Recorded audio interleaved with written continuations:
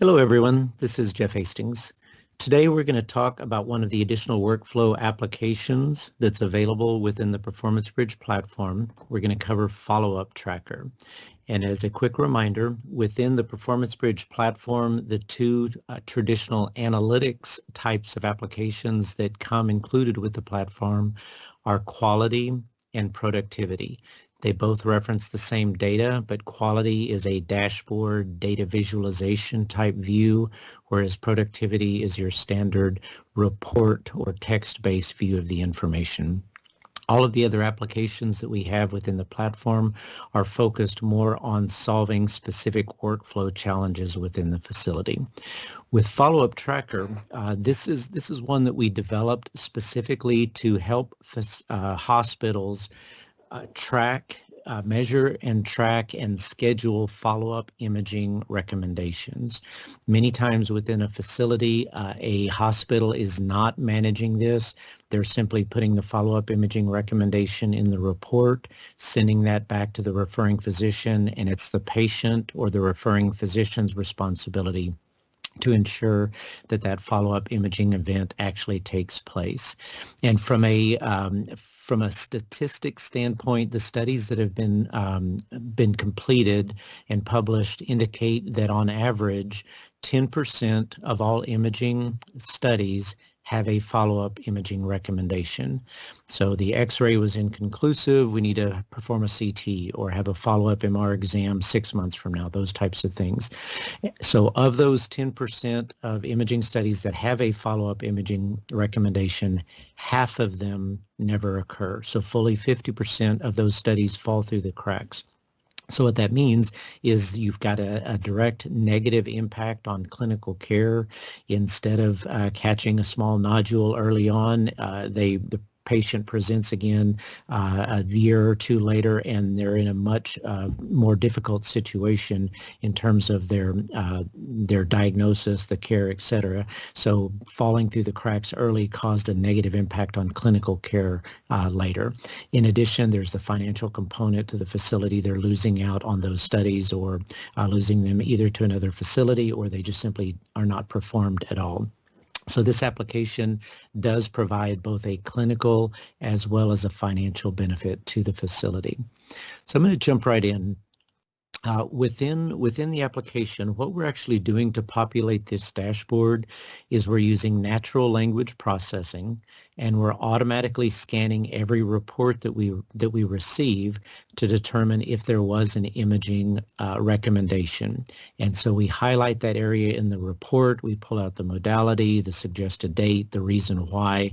We highlight that, but then we add that study into our dashboard to make it easy for someone to track. Typically, in a facility, you might have several different people working off of the same system, but just looking at the different statuses in order to focus on their portion of the overall workflow. So this might be, when I first logged in, I'm showing studies that are overdue. So we've passed the deadline. So these are a little bit more urgent for someone to reach out to the patient, but you could change the filtering, and instead of looking at overdue, you could change this to upcoming studies. So show me exams that are upcoming. Make it a little bit broader here. Switch this. So here's a view of upcoming studies that are occurring in the next few months. And so more as on a proactive basis, you could have a scheduler reach out to the patient, reach out to the referring physician in order to get that study scheduled. So if I just select this one to show you what it's actually doing in terms of the software.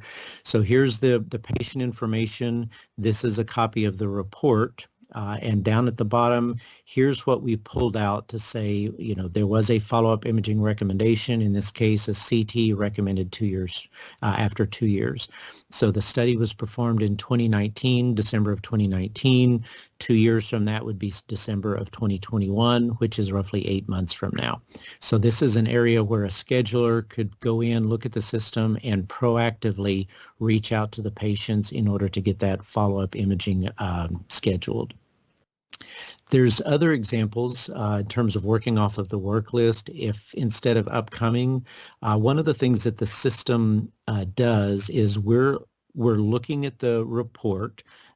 the pulling out the information using natural language processing, pulling out the information to populate the dashboard, but then we're also looking at new information as it comes in, and if the system finds a match, then we change the status to system match in order to make it easy for someone with a more of a clinical type background to say, was this the correct match, or do we need to look for something different? So I'm going to change the filtering to system match. So here's my list of some patients, and for this I'm going to look at this one. So we think, or the system I should say, said based on this event, this was they're recommending a follow-up ultrasound, and so this was when the study was performed. The system looked at the incoming information and said, we believe accession number 649095 is the correct match. And so a user could look at that and say, is that the correct order, or does this fulfill that imaging request? And either verify it, which would then turn it into a user verified type of status, or they could reject it and say this was not appropriate, and remove that from the list. So we're just populating a dashboard, but ultimately a person is the deciding factor on whether or not that's the appropriate match. We're just trying to use this application to make it a little bit easier for them to do their job. If I change this to verified, this is going to be the last example that I use. If I change it to verified, so someone has verified this study earlier. So here was the imaging recommendation. This is the report. This is why we felt there was a follow-up imaging recommendation, why it was added to the dashboard, etc. And then we were tracking the fact that it was verified by a person on this date, this time.